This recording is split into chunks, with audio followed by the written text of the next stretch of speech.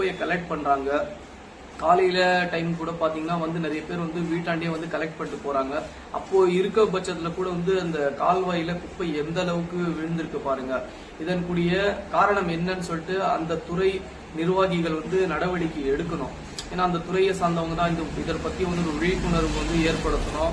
ஒரு கால்வாயில குப்பையை நீங்க போடாதீங்க, ஒரு பிளாஸ்டிக் பொருட்களை நீங்க முதல்ல பயன்படுத்தாதீங்க. அதனால ஏற்படுத்தக்கூடிய நிறைய தீமையான விஷயங்கள் இருக்கு. அதை பத்தி எடுத்து பேசணும். யாரும் எடுத்து அதை பத்தி பேசுறதும் இல்லை. நான் பேசினாலும் பொதுமக்களுக்கு அந்த விழிப்புணர்வு இல்லை. அந்த விழிப்புணர்வு மக்கள் கிட்ட அவங்க ஏற்படுத்தணும்.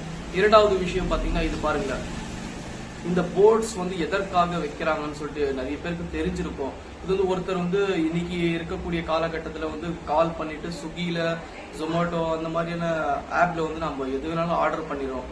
ஆர்டர் பண்ணிட்டு வீட்டில இருக்கும்போது அவங்க கொண்டு கொடுக்கும்போது அவங்களுக்கு வழி தெரியணுமா இல்லையா? இன்னைக்கு